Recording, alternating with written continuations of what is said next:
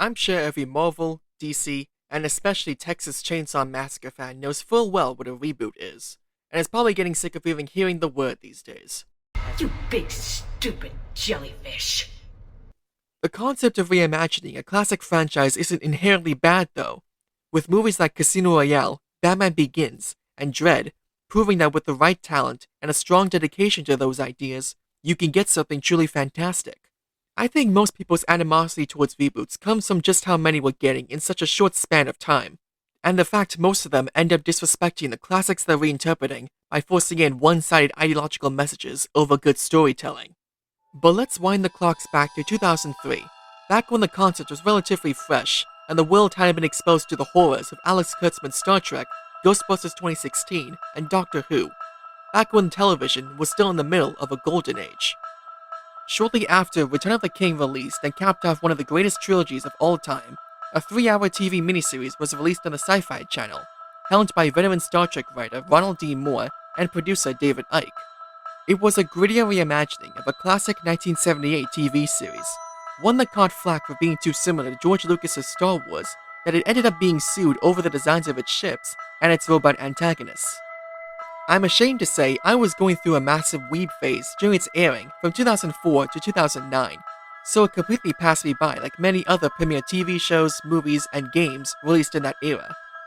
I had never even heard of the series until I found it browsing my Amazon Prime catalog in college one day, and decided to check it out because I recognized one of the actresses played Edie in Mass Effect. So, I eagerly jumped into the first episode of Season 1, and then wound up being completely lost because I didn't realize the miniseries was the proper introduction to all the characters and the entire premise of the story, not to mention it was just a good movie in its own right. But once I watched it, and finally got all the proper context, Battlestar Galactica became my all-time favorite show overnight.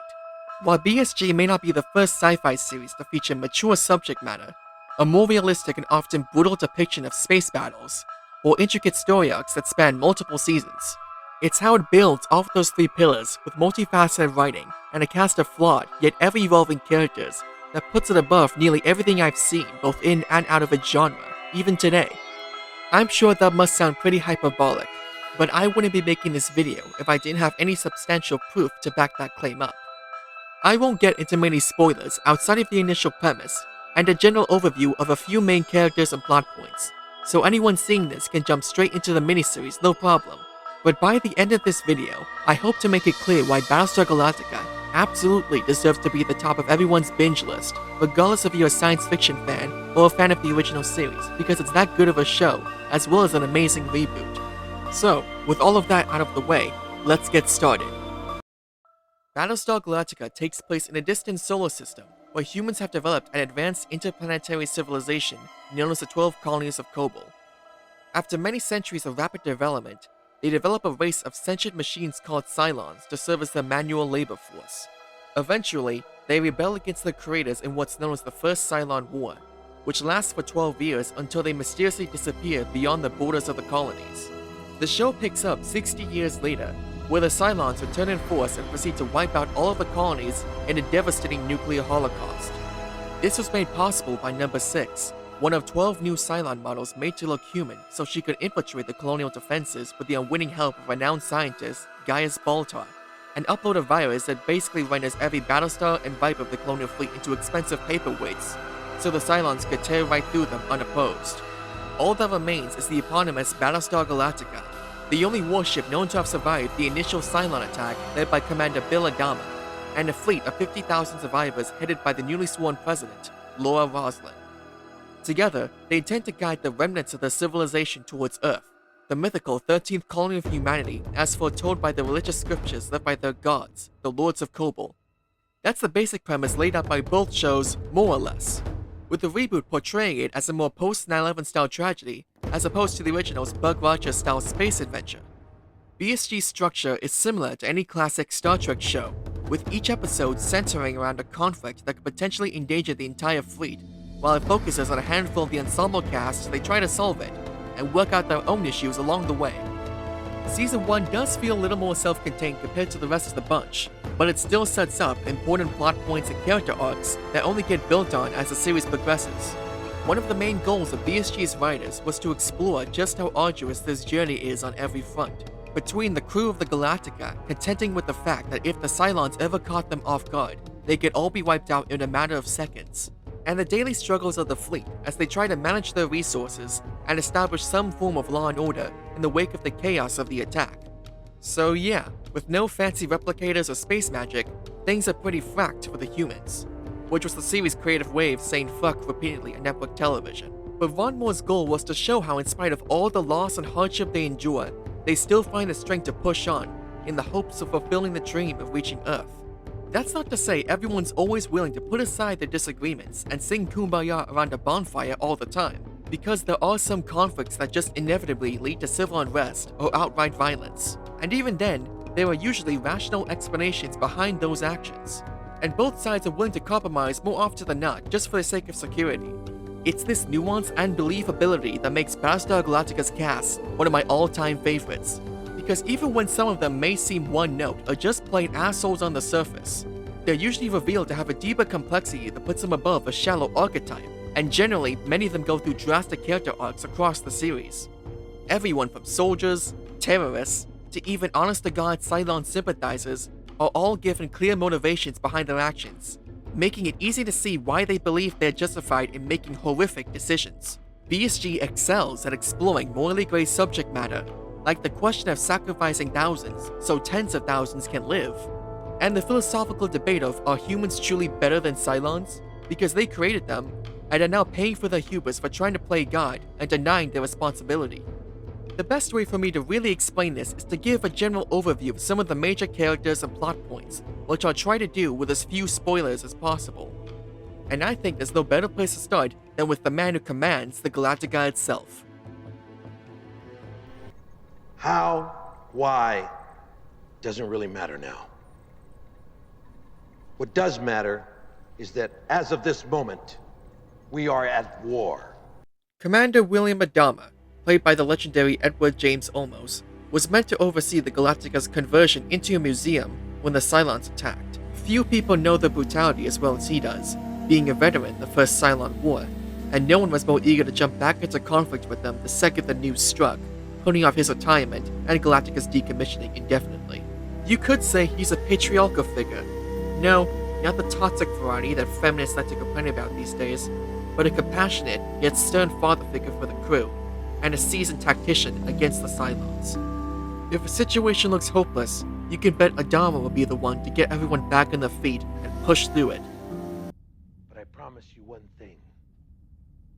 On the memory of those lying here before you, we shall find it, and Earth will become our new home. So say we all. So say we all. And I started to walk around, and everybody was so depressed. The whole, just gone. And so the hope was gone, and that's when I did the big lie, And so I walked around the dead bodies, and I came up to the front, and I came to everybody, and then I just said, we will find Earth. I promise you, we will find Earth.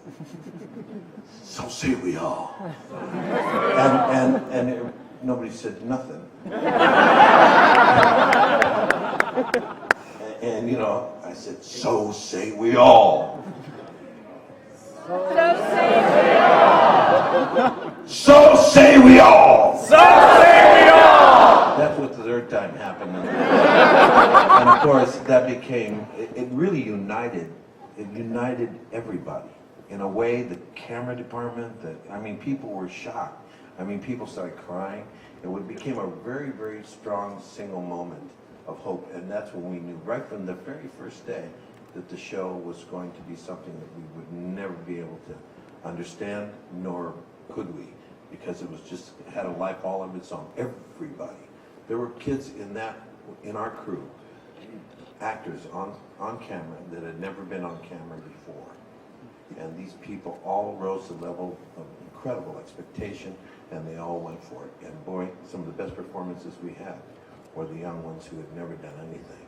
And I got to thank, Ron Moore and Glenn for creating it, and Ron Moore for his incredible, inspired understanding.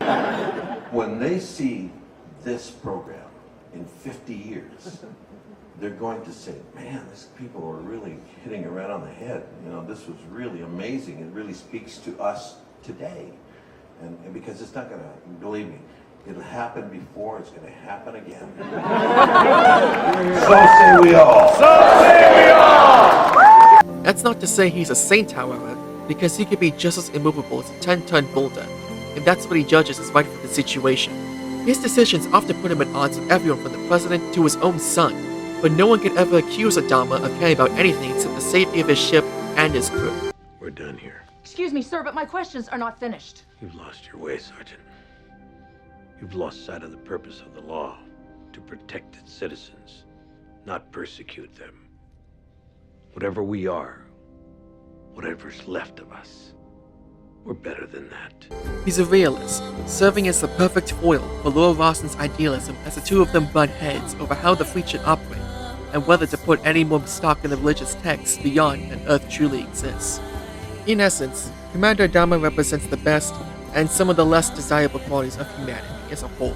Compassionate and fiercely protective of the people under his watch, but also stubborn and bullheaded when it comes to making decisions that affect them all, especially ones he uses noble intentions to disguise the selfish motives behind them, and yet fully capable of accepting responsibility for his hypocrisy, as he so often gets called out on by his own son Lee. I'll go more into detail about that later on, but for now, all I'll say is while Adama isn't a perfect human being, he's the best leader the Galactica could ever ask for, and lucky to have someone like Laura Rawson at his side, both encouraging and challenging him in equal measure. Please raise your right hand and repeat after me. I, Laura Roslin, I, Laura Roslin, do now avow and affirm do now avow and affirm that I take the office of the President of the 12 colonies of Kobol, that I accept the office of the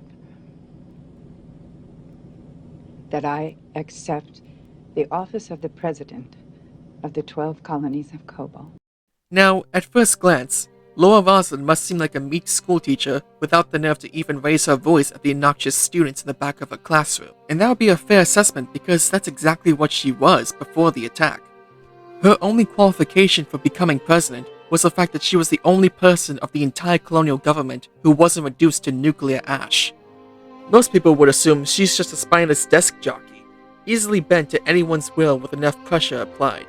In practice, however, Mary McDonnell gives Rawson a compassionate yet calculating edge that cuts through any bullshit someone tries to feed her as she works to solve each crisis as efficiently but also as pragmatically as possible.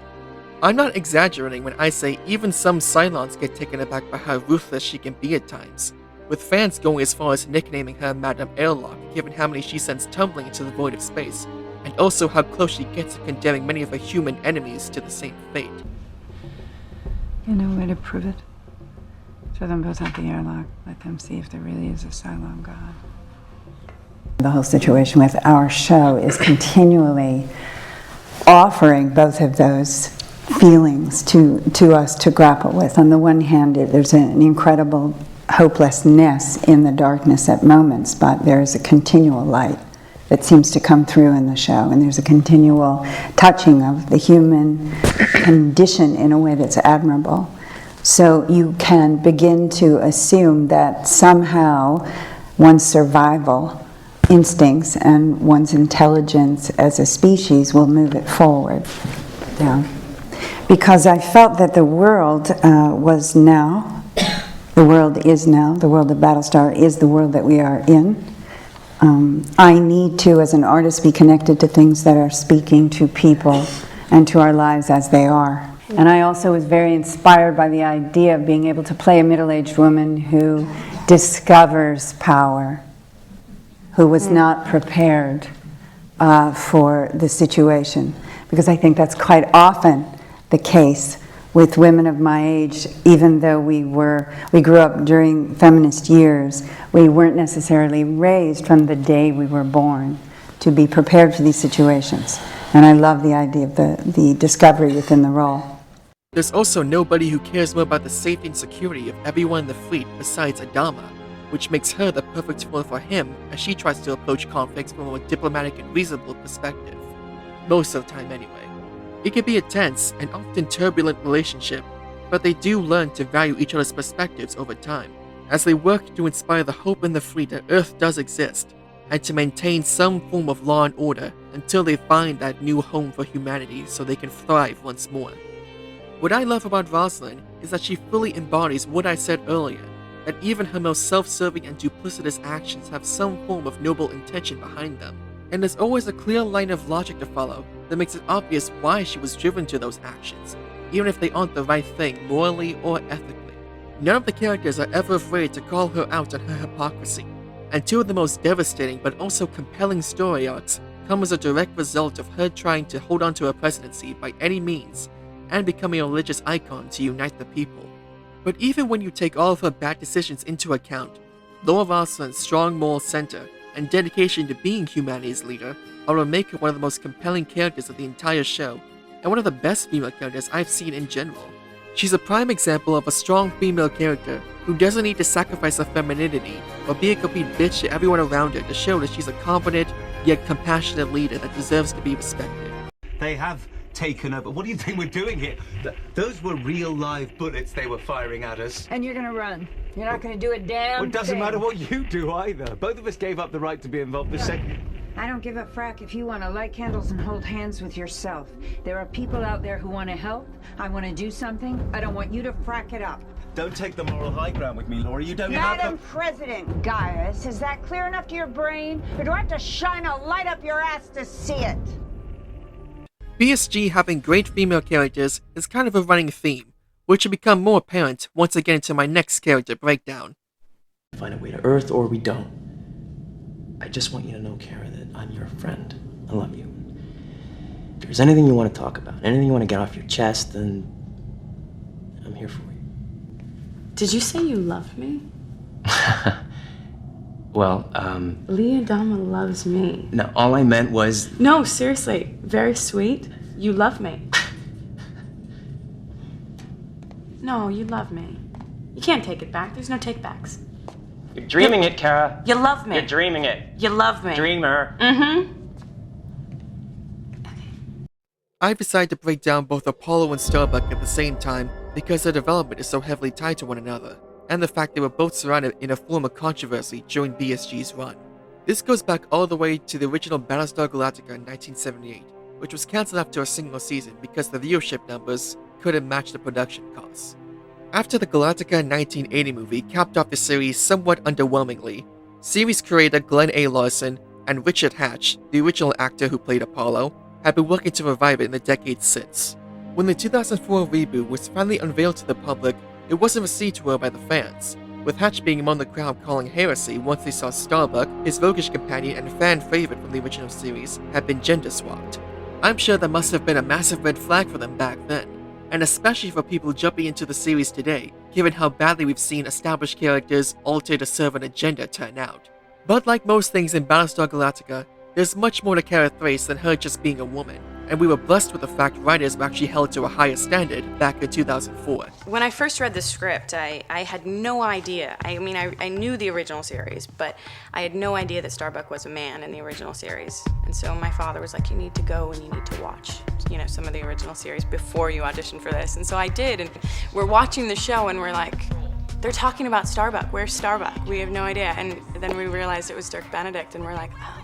So that's why the casting director asked me if I was okay with this. Making Starbuck a woman was one of the first things that I thought of. And then as I was sort of stroking out who all the cast of characters were, the original Galactica was just very male-oriented, and trying to just sort of even it up and make it more interesting, some of the roles naturally just became women to make it a more interesting show. Well, making Starbuck a woman was Ron's idea. He felt that the rogue pilot, the cigar-chomping kind of anti-hero, kid at heart, was sensibility that we had seen a lot played by men, from Harrison Ford through Dirk Benedict. And so suddenly it felt like a novel idea once again if you said, okay, let's make it a woman. When are you gonna learn? First you're flying with Brooks, and then ow. And then you're betting against Starbuck. Starbuck, there's a call sign. Starbuck. Where'd you get that nickname, anyway? Is that before you were thrown in the brink as a cadet for drunk and disorderly, or after? After. In fact, Kara Thrace and Dirk Benedict Starbuck are essentially the same person. Cocky, hotshot pilots with serious attitude issues towards authority, and shall we say a carefree approach to their relationships. The camaraderie between Starbuck and Apollo was the highlight of the original Battlestar Galactica, and Ron Moore decided instead of trying to replicate it, he would put a unique spin on their relationship by delving deeper into who they are as people and the nature of their attachment to one another. Case in point, Newcomers will probably take one look at Starbuck and only see a foul-mouthed, boisterous Mary Sue, pulling off insane Viper maneuvers on a whim and throwing down with anyone who challenges her, whether it be a card game, firefight, or an all-out bare-knuckle war. As you delve deeper, however, it steadily becomes clear that persona is the only part she wants people to see, with the rest of her insecurities buried deep beneath layers of smart-mouthing, cigarettes, and alcohol. She can be dismissive and often abrasive to the people around her, but her true sincerity often comes forward whenever she's around either of the Adamas, leading to some of the most intimate and often gut-punch-inducing moments in the entire series that just leaves you speechless.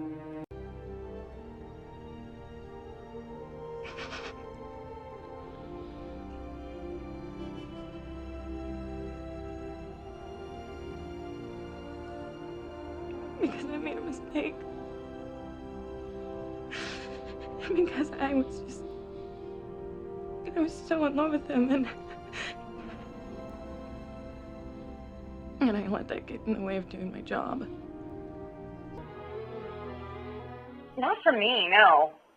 You know, it was a blessing and a curse for myself because I had such an amazing opportunity at such a young age to work with so many amazing actors on The Education of Max Bickford that when I got to Battlestar, it was kind of like, you know, it was so funny. It's like Eddie and Mary had the same feeling as Richard and Marcia Gay Harden. So it was kind of like I went from one mom and dad to another mom and dad. I had not a lot of fear at all, actually.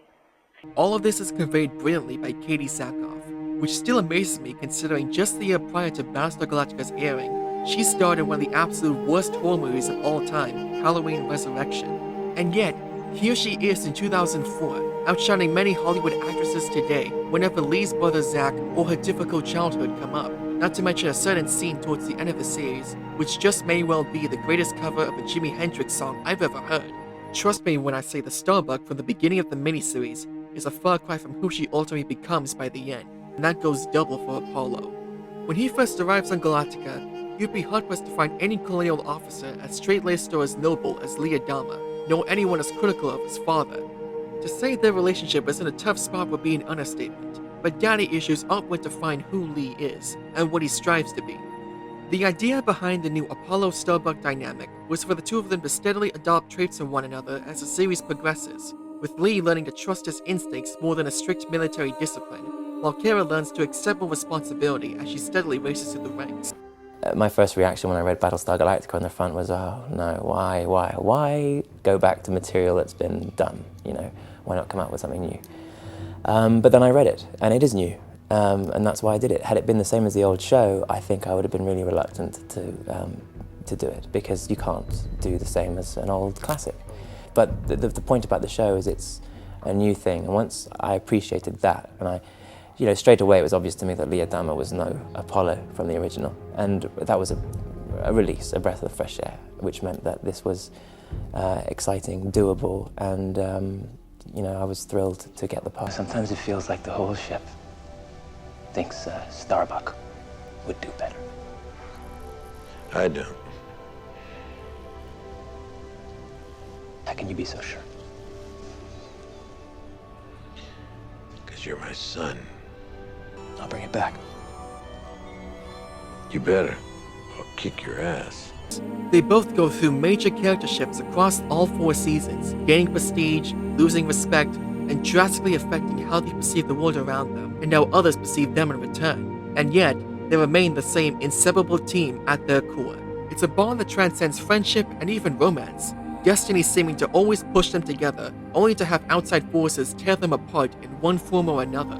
The reasons can be anything, from the stress of their jobs, drifting towards other people to cover their real feelings for one another, or just having to put up with each other's flaws on a regular basis. Yet even when tensions rise to the point they're beating the ever-loving shit out of each other in a boxing ring, their deep affection for one another eventually drives into each other's arms in what has to be the most bloody reconciliation scene I've ever seen. I can't give enough credit to both Jamie Bamber and Katie Sackhoff, who share better chemistry in just a single exchange than entire sappy rom-coms dedicated to plastic-faced celebrities acting out the fantasies of middle-aged housewives. It helps that they're allowed to punch each other in the face when the situation calls for it, but that's only one solution to make every rom-com in existence better. Lee and Kara's relationship is certainly a unique beast compared to the original Apollo and Starbuck, but at the end of the day, they're both the core of what makes their respective shows so compelling. In fact, Richard Hatch got to be a standout on both shows when he was asked to come onto the reboot as the recurring ideological terrorist, Tom Zarek.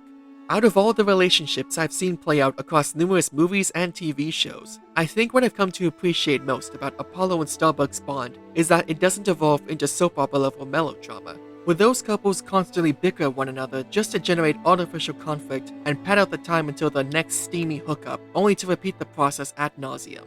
In fact, I'd say it's one of the most brutally honest depictions of a real relationship, where the true commitment doesn't come from how often they're willing to hug, kiss, or jump into bed with one another, but to always be able to console and defend each other in spite of the hell they've been through and the hell they often put each other through, because their trust and respect for each other runs so deep.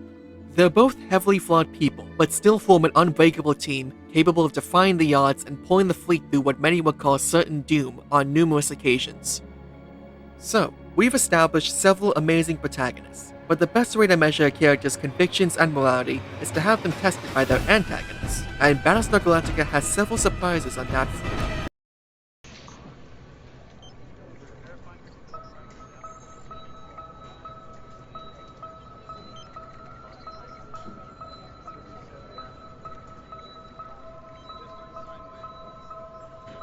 You're not helping.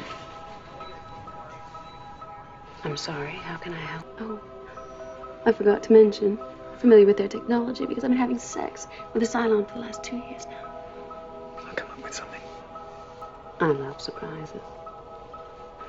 Genocidal AI has been depicted in numerous forms across science fiction, but generally they all follow the same principle that humans are flawed creations and deserve to be wiped out for our transgressions. The Cylons appear to be no different in both the original series and the reboot, with the former being created by mysterious aliens to do the job for them, while the latter evolved to see their human masters as barbaric savages, and took it upon themselves to exterminate them. However, the reboot frames their actions as an almost biblical event, and at the heart of it is Number 6, who stands as a representative for the Cylons' perception towards humanity for the majority of the series.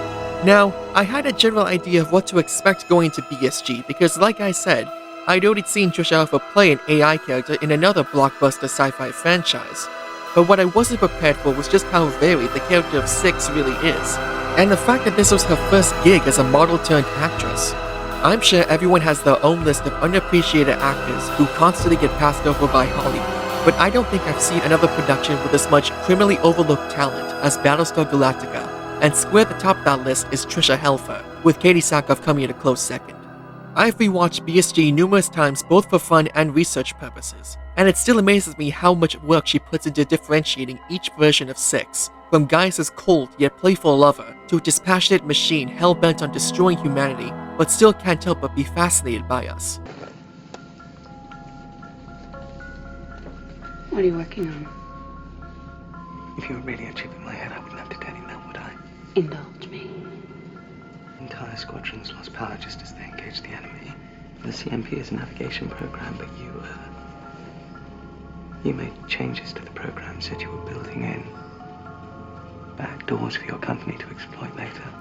All true in a sense. That was your job. Officially. Unofficially, I had other motives.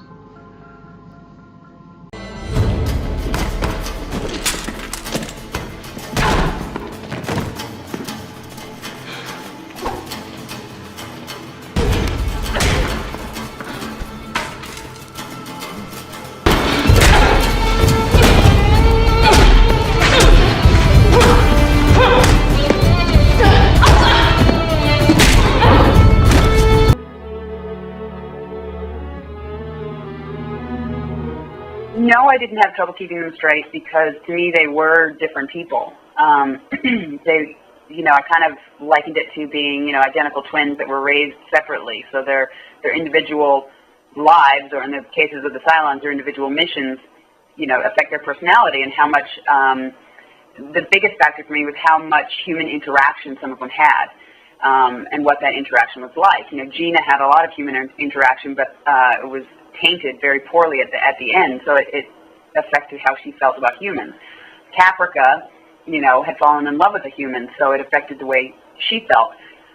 It was a lot of fun to be able to get to play them, so I'm glad I had that experience and not just had number 6, because that would have been really boring to play for 5 years. But to me, they were just different people, so it wasn't hard to separate them. The only ones that were difficult were the ones where you had multiples in the background. Those are really tiring to play. They didn't really do anything or say anything. Maybe they had one line, so I just kind of made those as like a base model, like they were just kind of like the worker bee, so to speak, and they were all kind of the same. And then any that you really got to know more, I tried to color their personality with individuality, and so hopefully it came across. I'm very particular about like photo doubles and things like that. Luckily, we got to work with a couple that that stuck around for a while, so they would get to know your character. And but sometimes in like the episode of Downloaded, there was a photo double that was supposed to be walking away from the camera, and she was walking like she was on a runway. Right, I remember that. And you were like, no, why are your hips moving? Why? You're not a runway model. You are, you're a fighter. You're a robot. You walk straight, walk normal. Don't walk like you're on a runway. And so I kind of, when there was multiples of me around and multiple photo doubles, I would tend to not really be able to relax on set, because I would be watching what everybody else was doing, because it's your character. They all may look the same, but each model is a unique variation of these two aspects of a personality, to the point where they even come at odds with each other. No matter which version of 6 it is, each one provides a fascinating window into the Cylons, with all of them proclaiming the extinction of humanity is the will of the one true God the Cylons worship. She, and by extension the Cylons, are shrouded in mystery from the very beginning, only providing a few cryptic hints about their true agenda throughout the series. I'll admit, it can be frustrating at times when it seems like every answer she gives only brings on even more questions, but I wouldn't call her an empty plot device who only exists to bait mystery either, because many versions of her go through their own drastic development from what they originally were, particularly the ones who spend the most time around Gaius Baltar, the man behind humanity's greatest achievements and the unwitting tool for its destruction. Wait a minute. The defense mainframe? What exactly are you saying? Come on, guys. The communications frequencies, deployment schedules, unlimited access to every database. Oh my God.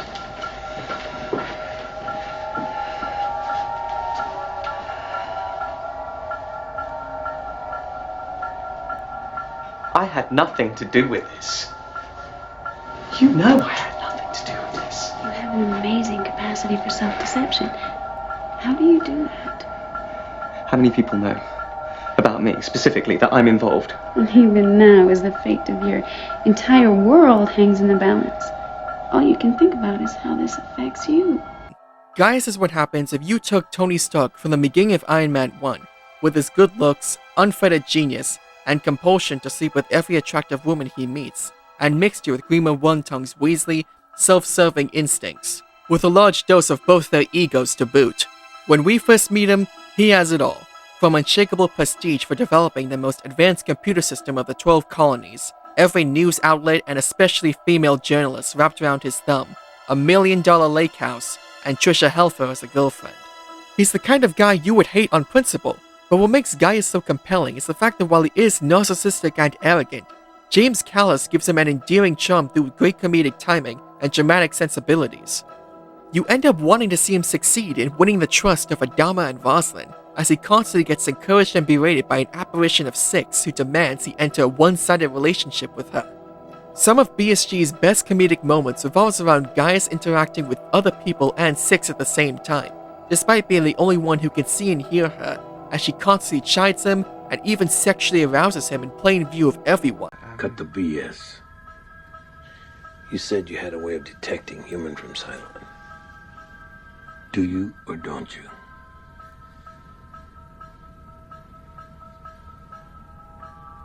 I don't. What? I don't think that I'm the man for this job. I'm not cut out for this kind of work. You have to do this. Why do I keep putting it off? It's my subconscious. It's my subconscious telling me that I'm not the man for this job, please. Listen to me. If you don't tell him what he wants to hear, he's going to find you out. And when he does, they're going to tear your head off and throw your body out of an airlock! Pardon me.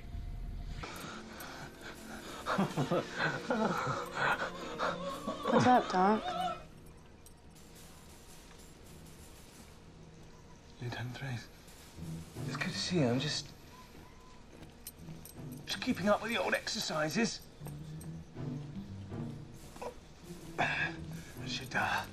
Should do me for today. So, I feel a lot better. What brings you to the lab at this time of the night? It's the middle of the afternoon. Yeah, of course it is. Crazy workload. I totally lose track of time. So, what can I do for you? You can zip up your fly. Pleasant. James is just a riot.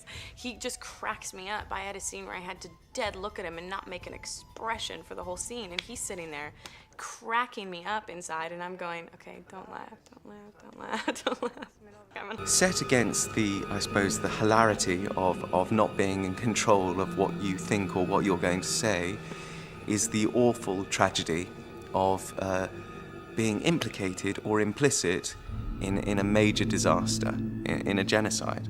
So in terms of Litmus, which is the name of one of our episodes, he goes through the universal indicators from from indigo to red, and he's fluctuating with colours all of the time because there's so much going on. As an actor, that's an absolute joy to be able to be not tied down to a personality, so that there are always things that you can explore. Gaius Baltar is not psychotic, he's not schizophrenic or clinically insane, and he's not a mustache-twirling evil villain. He's simply a pathological narcissist. He operates purely out of his own agenda and to satisfy his own needs and desires. And so what better way to get at a man who's that brilliant and yet that weak than to go at him with the most beautiful woman in the world. Gaius' development is interesting because while he remains an egotistical survivalist to the very end, he is often put in positions of authority that forces him to choose between saving himself and tending to the people who admire him, which makes him question who he is as a man and does he deserve the things he worked so hard for. Gaius and Six's interactions only become more intriguing as she slowly wears away his cynicism towards the very idea of religion and opens his eyes to the possibility that he may in fact be an integral part to an elaborate plan the one true God has laid out for them all.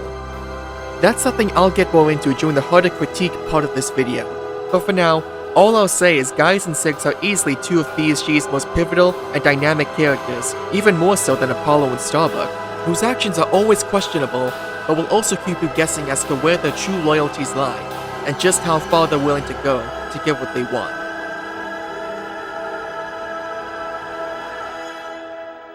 Now, I could go on breaking down the rest of the cast, but I believe the best way to truly understand the depths behind characters like Colonel Ty, Chief Tyrrell, Felix Gaeta, and Sharon Valeri is to experience their journeys firsthand. I just wanted to give a general idea of what BSG's writing is like, and I guarantee there'll be plenty of surprises even for the characters I already covered. But let's get into the aspects outside of the writing that makes Battlestar Galactica a great show.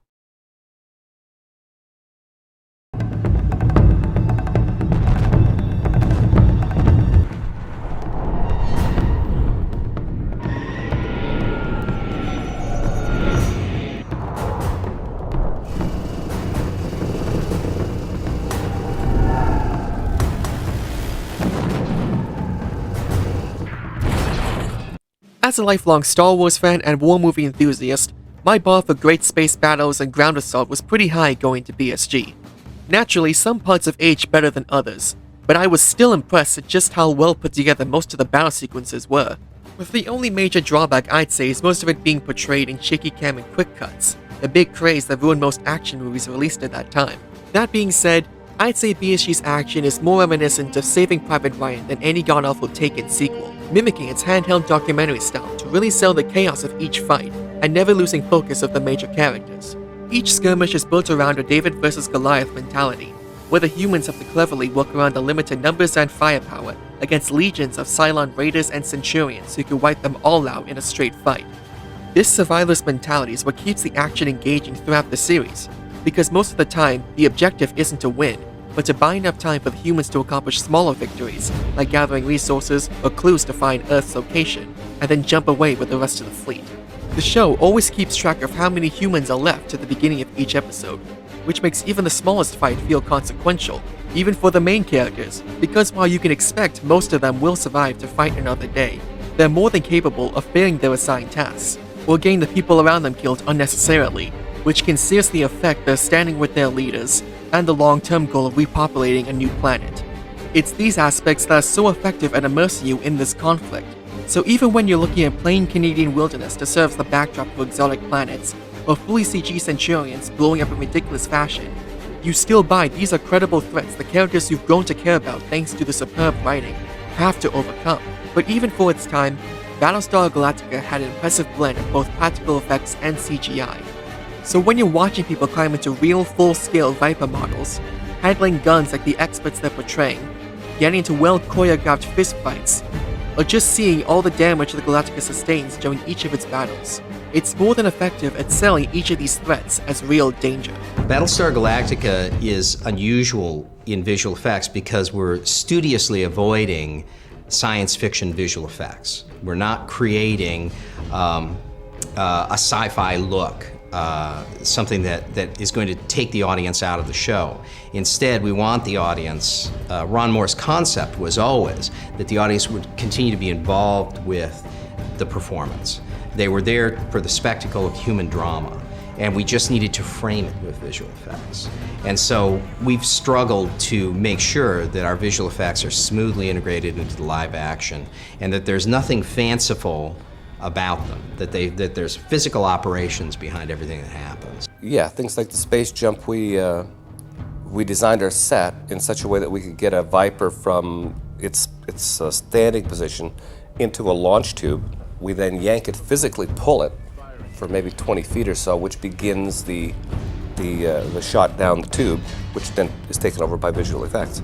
In doing the flying sequences for Battlestar, there are two key elements. One is to create some real physics in space. In truth, in dealing with space, space is vast. It's really, really big. And so going anywhere in space is actually a very time-consuming, boring thing to do. So we have to take some license in getting our characters from one place to another. We try always to do it in a manner of cutting, as opposed to actually saying that they're taking any kind of magical, super light-speed jumps.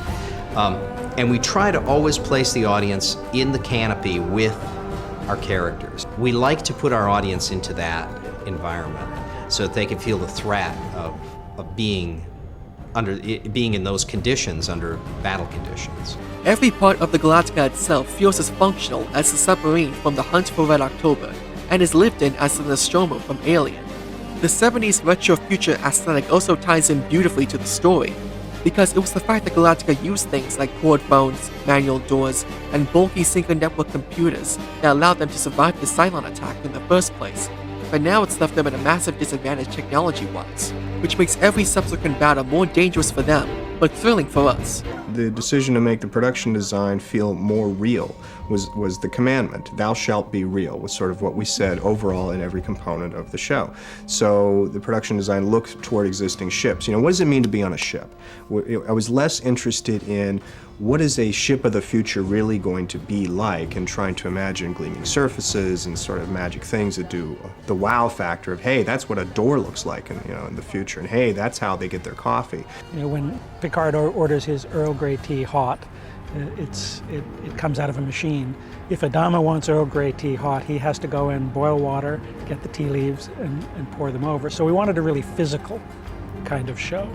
Switches tend to be be real switches. Phones are big, heavy, clunky phones. And Galactica is sort of emblematic of the idea that the technology had betrayed them. The technology had betrayed these people, had created Cylons that then ran amok and then turned on them, and then they had to take a very hard, big step backward from what they had created, leaving them in this interesting place where they have ships that are capable of traveling faster than light, and they have a sort of, much more advanced things than we do today, but they couldn't network the computers together, and they've had to do many things to sort of take some of the advanced technology away from themselves, which once again introduces the human element back into the show. Our CIC is manned by easily 3-4 times the number of people that man the bridge of the Starship Enterprise. On the Enterprise, it's a very small group of people, and they can just press buttons and everything happens magically. In our CIC, it's a very complicated arrangement. There's many layers of officers that didn't have to give orders like on a real naval ship. There's many more things that have to be touched and adjusted and looked at by human beings. It makes you feel like Galactica is run by people as opposed to a big master computer that just handles everything. We try and sort of go with sort of almost a retro high-tech look. And a lot of the stuff that we use is we take things that have a interesting design flair to them. We use a lot of stuff from the 50s and 60s. A lot of them are manufactured because there's a lot of very specific things that don't exist anywhere in the real world. What we like to do is incorporate a lot of found objects because we like the idea of having familiar looking things that we give a bit of a twist to. We call it galacticizing. We give a bit of a twist to the props so that they fit in with the motif of the show. While not as iconic as the original, the reboot nails the low-tech rundown vibe of the human fleet, down to each sheet of paper having the corners cut off, which was an in-joke by the miniseries director Michael Reimer to show how constricted he felt with the budget he was given, and it ended up becoming a signature look for the series. Someone came up with the idea during the miniseries. I was told it was sort of a play on words that because they were cutting corners on the budget, they thought, well, we should cut corners everywhere. So they cut the corners off of every piece of paper that appears in the show. So we either have to photocopy them, trim them all by hand with the corners cut off and the edges thinned down, or we have to print them one page at a time. It started off kind of as a joke that got out of hand, and now unfortunately I've inherited it, so I have to deal with it on a daily basis. All of this stands in great contrast to the Cylon ships, which are all sleek, angular, and completely alien to anything you see aboard the human vessels, especially once you get to see what's inside each of them. We had used a number of different approaches to the Cylon movement, including actually tracking a moving person and allowing the Cylon to be quite human in its motions. And it was just an eerie effect. It was very strange to see this shiny metallic monster, walking into a room with a swagger. But Michael's reaction to it originally, I thought it was quite interesting, but Michael's reaction was to burst out laughing and say, nice cocktail walk. So we eliminated it from the show, and our Cylons no longer swagger into a scene. They're quite a bit more mechanical now. The fingers are all connected to the hand and to operate in an articulate way. Likewise, the arms, legs, head, everything. It therefore has a very particular way of moving that is limited by its physicality in the virtual world. But they still frequently, we utilize very human reactions to them. The Cylon will address individuals. It will face them, look them in the eye, behave threateningly. But it's distinctly not human. And through the course of the first season, we're continuing to develop the feeling of the Cylon and how it works within a scene. It's all these disparate elements the writers, actors, and production designers work so hard to bring to life that make Battlestar Galactica just as cinematic as any setting-driven show like Game of Thrones, Boardwalk Empire, or Deadwood. Because like those shows, every location and piece of technology you see works in tandem with the characters to really sell the authenticity of this setting and the grand scale of this conflict. And nowhere is that more apparent than the music of BSG. Generally, most television soundtracks aren't anything to write home about. There are exceptions, of course, but the vast majority tend to be a short collection of stingers to punctuate specific dramatic and comedic moments. I don't think there's anything inherently wrong with that format, but I'll admit I don't usually expect great or even memorable music whenever I jump into a new series. As you can probably tell by now, this is another area where Battlestar Galactica separates itself from the pack in the best possible way. Instead of the grand orchestral stingers typical in most sci-fi shows, including the original, BSG composers Richard Gibbs and Bear McCreary, who took over as lead composer after the miniseries, opted for a more experimental soundscape, incorporating Middle Eastern, Hindi, and Old European influences that, when combined, can match the epic scale of any John Williams or Hans Zimmer soundtrack, but is also great at puncturing the quieter moments television shows are built around. It's a wholly unique score unlike anything in its genre aside from the latest Dune film, and even then I'd say BSG better executes the ethereal sound that movie was going for, with stronger melodies and fewer obnoxious French horns blaring in the background. What adds to the cinematic feel is Bear McCreary using the same leitmotif technique the composers I mentioned earlier used for characters like Luke Skywalker and Batman, giving each character in BSG their own themes with numerous variations that play out in key moments of their development. Each theme is so ingrained to their respective characters that I can't imagine anything replacing them, with McCreary even managing to do the impossible and make bagpipes sound amazing for Adama's theme, and the implementation only gets better as the series goes on. For the record, Bear McCreary was just an intern the Sci-Fi Channel had every intention of replacing after the miniseries and pilot were finished, but when they realized what kind of talent they had on their hands, they allowed him to stay on for all 4 seasons to hone his craft further. It was a remarkable experience. I mean, it was my first job, my first scoring job. It was essentially my first job out of school. I was 24 when I was working on the mini. I think I was 25 when I took over the show. And I'm not, that's not a humble brag. That is, this is a historical kind of like time period thing. This happened then for a reason.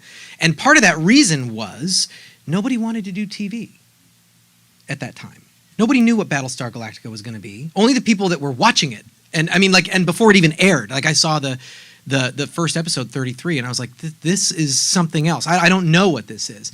Looking back on it, nearly 20 years later, we all know what it was. It was among the series that birthed what we consider to be television today. Yeah, today. I was extremely fortunate to be assisting Richard Gibbs. I mean, that's where this story starts. I was his assistant. It was my first job out of college. He was doing a lot of film and a lot of TV at the time, and so he scored the miniseries, and I wrote additional cues, and I got to watch him work, and I got to like support with a lot of the like action cues and really kind of like figuring out how to write for tychos and all that stuff. And it was in that handoff. The reason I tee up about the era is that Richard had a lot of movies going, so he went off and did his movies. We, the producers, started with Richard and I, and then sort of like when Richard had some film commitments that came up, it was like, okay, Bear, you can do one episode while we genuinely look for someone real. Like, in no world is this 25-year-old going to score our show. You know what I mean? I think of it like The Princess Bride when he's like, good work, Wesley. I'll probably kill you in the morning. I thought about that at the time. I was like, you know what? I get to write some cues on Battlestar Galactica. Then it's like, you know what? I get to go to the dub stage on one episode of Battlestar Galactica, and I'm going to put my resume out to be an assistant tomorrow. The end of that first episode, which that I scored solo, which was 33, the first episode of season 1. I remember the producers were like looking at me, and then they go, so can you come in tomorrow, maybe spot the next 2 shows? And I was like, ooh, yeah, sure. And it really went like that for years. I mean, into season 3, if they had said, you know what, you're fired, we're getting somebody real, I genuinely was prepared to go like, easy come, easy go. Like, I knew this was coming. I didn't feel any sense of security, not in a bad way, but it was just like every episode was like, oh my God, I get to do another. I get to do season 2. Like every thing I got to do, I scored every episode of that show like it was the last thing I would ever get to do. And I think you can hear that in my work to a degree. Showrunners Ron Moore and David Icke always intended Battlestar Galactica to stand apart from other sci-fi shows, and their writing, coupled with the great production, a talented yet unproven cast, and Bear McCreary's soundtrack accomplished that goal in spades. Now, I fully acknowledge it may not be to everyone's taste, but I think credit should be given to the fact that BSG's music also ties in brilliantly to the show's religious themes. With all the show's talk of gods and a divine will that endlessly drives humans and Cylons into conflict, the heavy use of instruments for more spiritual ideologies frames each battle like you're watching a documentary about 2 ancient tribes locked in a brutal and never-ending war, each hell-bent on destroying the other based on their perceived prejudices, despite coming from the same humble beginnings. Watch your intervals.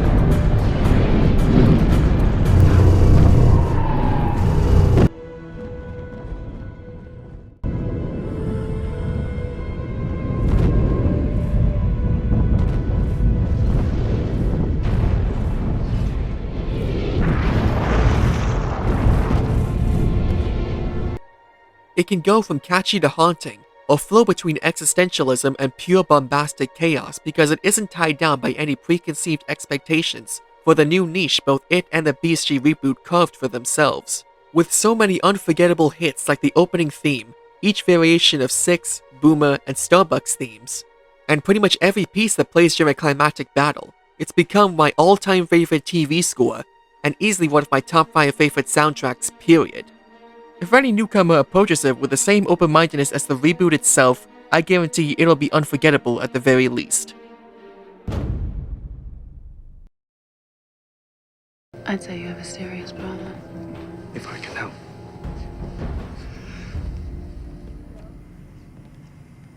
He's a strange one, isn't he? Now that I've spent over half an hour gushing about almost every aspect of this show, I think it's high time to get into some of my critiques. Because nothing is truly perfect in this world, and Battlestar Galactica, unfortunately, is no exception. I've had many discussions with people over social media about what they perceive to be BSG's biggest flaws, and they seem to take the most issue with the reboot's religious themes becoming more prominent as it went on, diminishing the grounded nature that hooked them to the earlier seasons, and the mature subject matter sliding into misery porn territory they just couldn't get invested in. While I do agree with those critiques to a point, I'd argue they're missing context. And even then, they don't tarnish everything else that's great about BSG, at least for me. Now, to address the religion argument, I can understand why people would be disappointed on that front, because BSG was originally marketed as a grounded sci-fi drama anyone could jump into and enjoy, regardless if they enjoyed spaceships, wacky aliens, or laser pistols. In fact, Edward James Olmos famously told Ron Moore that if he ever came onto set and saw anything resembling a creature with multiple eyes and tentacles, he would immediately act out Adama dying of a heart attack right on the spot, and they would have to write him out of the show. For those of you wondering, don't worry, no crazy alien show to replace the Cylon threat or the complex human drama BSG built itself on, but I wouldn't say it's firmly entrenched in the harsh reality it initially pitched itself to be, which is where I can sympathize with fans disappointed on that front. Honestly, BSG was never really a one-to-one complete representation of our world, since we don't have faster-than-light spaceships or walking chrome robots hellbent to destroying us, at least not yet, but I won't deny there are more fantastical elements that push the bounds of reality added on top of those things. Your enjoyment of these elements will depend on how willing you are to see where they lead, beginning with the true nature of the Six only Gaius can see everywhere. If you don't want mild spoilers, you're welcome to skip ahead a few minutes. So in the miniseries, she tells Gaius she exists because the real Six implanted a chip into his brain that projects her mental image into his consciousness. But later, it's implied that she may in fact be an entirely different entity, maybe a manifestation of Gaius' guilt, or an actual angel sent by the one true God himself to guide him. Whatever the real truth may be, all she tells him is that both humans and Cylons are playing out their roles in an elaborate destiny that's been laid out for centuries now, beginning with an ancient verse from the scriptures of the Lords of Kobol, stating that all of this has happened before, and all of it will happen again, which incidentally, Ron Moore got from the opening narration of the Disney animated Peter Pan film. I admit, it's all a little too vague for my taste, but like I said earlier, Six isn't a plain mystery box either, because she serves an integral role in Gaius' development, and even goes through her own shifts as a character regardless of what she truly is. If you're the type of person who doesn't like stories with intentionally unanswered questions, then I can understand being annoyed with the mystery behind what that Six truly is, and the reason behind odd occurrences towards the latter half of the series, regarding characters both she and the other Cylons claim to be tied to the same great destiny. It can be a lot to take in at points, even bending the realistic tone here and there. With all that being said, however, I completely disagree with the notion that everything gets solved with space magic, and none of the characters' decisions mattered by the end. I often see BSG get compared to Lost, and while they do share a similar storytelling philosophy, mainly writing out the plot by ear, it's the execution of that philosophy that couldn't set both shows further apart from each other quality-wise. Where Lost tried to excuse all its crazy plot points through doomsday hatches, corrupt shadow organizations, and time travel, BSG opted not to try to rationalize these events, but to explore how they affect the characters, which has always been the focus of the show from the very beginning. Even when it completely recontextualizes what you've come to know about certain characters across several seasons, the writers always treat it as a logical step after everything they've been through, and an opportunity to portray them in a whole new light, even if it's not one we would have expected, What I respect about Battlestar Galactica far more than shows like Lost, Dexter, and even Game of Thrones is that when it does introduce a wild character shift or plot point, the writers usually work to make it feel organic and follow a logical progression as opposed to just making it a nonsensical twist or mystery bait that goes absolutely nowhere. The truth is, while I'm sure Ron Moore and David Icke initially set out to make a grounded sci-fi show, these elements have been there from the very beginning if you pay close attention to the events leading up to Season 1's finale. Now, I'm the last person who says you should temper your expectations for anything, but if you go into Battlestar Galactica expecting a well-made sci-fi show with a firmer grasp of realism than what you typically see, but at the end of the day is still science fiction, then you won't be disappointed by what you get. There will be a few character reveals towards the ends of Seasons 3 and 4 that'll seem completely crazy, but aside from making a few earlier moments in the series ironic in retrospect, it's often used as a chance to put them in new compelling storylines and to explore them on a deeper psychological level. But from beginning to end, BSG always sticks by the philosophy that there's something going on beneath the surface of every character that guides their actions, regardless of their human or Cylon, and rarely does it generate conflict based on shallow cliches or generically evil stereotypes. Even in the show's weaker, conflict of the week episodes, like Lee investigating the black market, or guys helping a group of Cylon sympathizers in the fleet, they still provide a deeper look into their personal lives and the stress they go through due to their jobs that we typically don't see during the main story episodes, which can later be interpreted as essential building blocks for their future story arcs. If you think this is all a cop-out answer to excuse the show's more outlandish developments, then by all means, let me know in the comments below.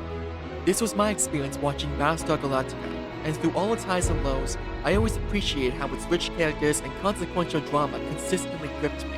Because even when the connective tissue got a little wonky at points, it was never at a disservice to those two things, which were what hooked me to the show from the very beginning. Now, I'm fully open to people disagreeing and not feeling as passionate about all the things BSG gets right as opposed to wrong. So all I'll say on the matter is just to see it through to the end, and judge for yourself whether the experience was worth it or not. While it is true a story can piss away all the goodwill it's built for itself over the years, what puts Battlestar Galactica over the likes of Lost, Game of Thrones, and Dexter in my estimation is that it stays true to its characters, whereas the others often sacrifice their agency and intelligence just to tell the story they wanted. I would have been making this recommendation video in the first place if, say, Starbuck or Commander Adama were screwed up nearly as badly as Daenerys Targaryen or Deborah Morgan were in the last parts of their respective shows. But with all that out of the way, let's move on to the other argument people have against BSG, mainly its grim nihilistic tone, as they call it. Now, I like adult-oriented entertainment, but I'm usually the first one to check out of any story if the creator just throws around copious amounts of sex, gore, and swearing, just to be edgy and mature, in quotes. Hence why I never got into Game of Thrones, The Boys, or Zack Snyder's entire filmography. To me, the mark of a great adult-oriented story depends on how well it presents and explores its darker subject matter, emphasizing how it influences the characters and world over shock value and titillation factor. While Battlestar Galactica does go to incredibly dark and often nihilistic places at times, I wouldn't say it's just to be shocking or edgy, but to illustrate just how dire the situation they're in really is, and usually to push the characters to fight harder in order to get out of it. If anything, I'd say BSG is relatively tame compared to most HBO shows, obscuring most of the nudity and gore off-screen or out of focus, because the main focus of those scenes is usually the characters themselves or the situations they're in. It's definitely a departure compared to the original series, but like everything else in BSG, it's in service to the story Ron Moore and David Icke set out to tell. The show is all about characters who were constantly beaten down by various aspects of their new lives, but finding the strength to push on in the hope that one day their struggles will be worth it, either for them or the loved ones they sacrificed themselves for. Adama and Rosalind stress this point at the end of the miniseries, where they both flat out admit they don't believe Earth exists, but they agree it's the best way to inspire the fleet, because it isn't enough just to ask them to don the uniform every day to continue fighting an endless war. For them to have the resolve to get up each morning and continue risking life and limb, they need something to fight for, and they agree it should be Earth. It's a similar ethos most war and survival stories have, so if you enjoy those, Battlestar Galactica, while pretty gruesome and dour at times, should be right up your alley, especially when you do get to see their triumphant victories after everything they've been through. To summarize my thoughts on both these critiques, if you're willing to follow where it all ultimately leads, your investment will be paid off, which is generally what most people want whenever they devote their time to anything that captures their interest. I had spent 10 years doing Star Trek, and then I spent a couple more years doing Roswell, and I had been steeped in the genre of science fiction on TV for a very long time. And I was sort of tired of it personally, and I sort of felt that the audience was tired of it too.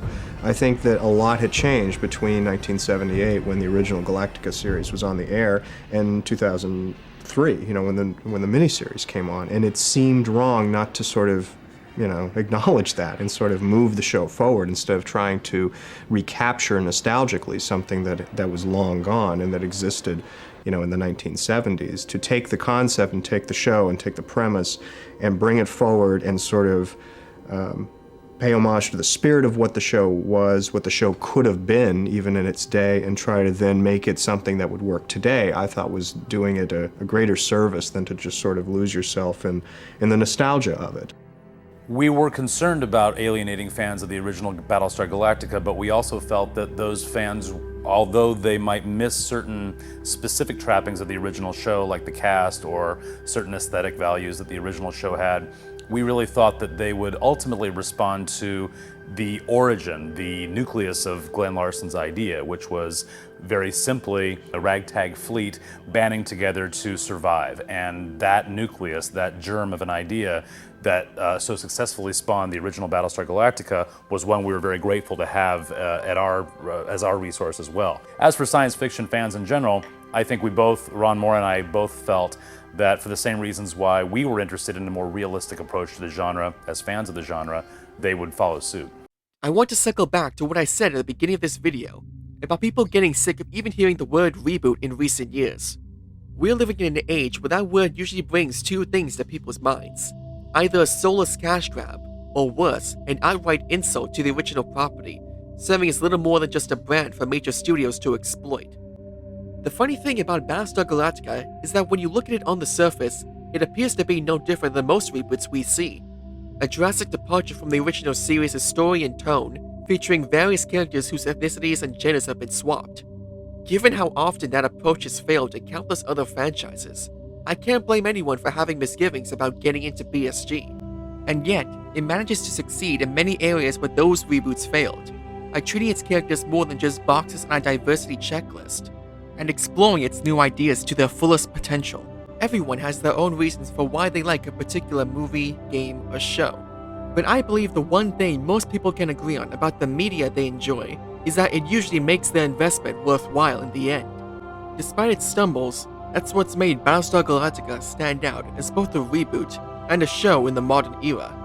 When I first found it on Amazon Prime, it was just as big of an event for me as watching Star Wars, Lord of the Rings, and the original Spider-Man movies for the first time. I hadn't seen another series that put such an emphasis on complex characters, multi-layered and gut-wrenching storylines, and intense, well-made battle sequences that were just as big of a highlight as all the talking scenes around them. Even after I found out it was a reboot, I still loved all the ways Ron Moore differentiated this version from the original, because it was all in service of telling a brand new story that, while vastly different from the original in tone and subject matter, still maintains its spirit at its core. A story about a group of humans who managed to survive the total desolation of their civilization and must now wander the galaxy, overcoming struggle after struggle in the hopes of finding a new home and starting over. I've always loved the overarching message BSG pushes about humanity itself, that despite how selfish, vengeful, and outright sadistic we can be to each other to the point where it costs us everything, eventually, the best of us will rise up and take charge, leading the way to something better in spite of all the horrors and suffering we've been through. In recent years, I think that message has become far more relevant than it ever was back in 2003. And while BSG's writing may not have been 100% perfect, it still manages to deliver this message with more poignance and heart than pretty much any company that pretends to have universal values, like Disney. It's that aspect, along with all the big and small ways it pays respect to the original unlike any reboot before or since, while carrying forward its ideas in a bold new direction, that was the reason I made this video, in order to get as many people as possible to see Battlestar Galactica for themselves. Even if you aren't a fan of science fiction or serious dramas at all, I still think it's well worth the investment for anyone who's willing to give it. After all, I personally didn't care for stories about teenagers, criminal gangs, or cosmic or dark fantasy, but I was able to appreciate all the great aspects these three had that made me look past my personal bias and become die-hard fans of them. And in my opinion, Battlestar Galactica has just as much going for it and more for anyone who likes good stories and is willing to invest in them. That's why I'd urge everyone to get it on Amazon, iTunes, Peacock, or the Blu-rays themselves if that's what they're looking for in their entertainment. Because you can spend your money on far worse things, and it might even surprise you in the end. So, to all of you who've made it to this part of the video, thanks for watching. This is the Elusive Eye, signing off. I absolutely feel it was a good move to update Battlestar Galactica. The miniseries did do well. You know, it was remarkable. We were a little worried going into it with the backlash of the fans of the original series and everything. But, you know, I think there was those that boycotted it and didn't watch, but from what I've experienced, now they've kind of come around and gone, oh, well, maybe we should pay attention to this. I completely think it was a great idea to reimagine it rather than just have either a continuation or just to almost redo the entire thing. Because the fact of the matter is, 25 years later, we're not living in the same world as before, you know, and it would fit very much for the time then, but I don't think it would have flown as well as some people either wanted it to or imagined that it might have. Especially after 9/11, I mean, it took on a completely new meaning, and to not go this way, I think would have been insulting. I think it's a wonderful thing that it succeeded, obviously. But I also think that one of the reasons it succeeded had very little to do with its sameness or difference to the original. In my opinion, it's exciting to try and bring something new to people who are already in love and devoted to a certain genre or a certain story. And what happened with us was exciting because I think we didn't end up trying to do something new as much as we ended up trying to do something real. This show is pretty well as diverse as anything I've ever done in my life. It has a really fine acting core, and I think that they all really work hard, and they're very, very talented artists. It's a tremendous cast. They have an extraordinary commitment to the material. They are very committed to their roles. They believe in what we're doing. They like the scripts, they embellish on them, they make up bits of business and stuff on their own, which just add to the texture and the richness of what we do. When I come to Vancouver and visit the set, I'm always impressed by how seriously the entire production takes it, that they all believe in what we're doing, that the Galactica is a very real place to them. And it's extraordinary. I don't think it's the most committed and passionate cast that I've been associated with. Ron and I have had some discussions about some really interesting character spins that people will probably not be expecting in a second season. Where we're going to leave them at the end of the first season is going to platform a lot of that. And I think that while we certainly don't have the entirety of it figured out yet, it's really interesting that just when you think you can't possibly come up with another idea for an episode of the show, suddenly you have more than you could possibly fit into a single season. It's just the nature of how these things evolve. Everyone says, okay, what do we do next? How do we make it better? How do we build on this? And has that happened? There are definitely episodes that are as good, if not better, than the pilot. And I think the overall journey of these characters and the story is very much, you know, at the level we had at the pilot, which is really what matters. It's story. It's about what is the story? What happens to these people? How compelling is that? And there's plenty that happens that's going to be compelling. Battlestar Galactica is blessed. It's just an incredible show. You've got, you know, Michael Reimer came in and did an incredible job of establishing the premise of the show. Ron Moore writes incredible scripts. The actors are dead on the money every day. Just incredible. There's no downside to Battlestar Galactica. It's a fantastic show.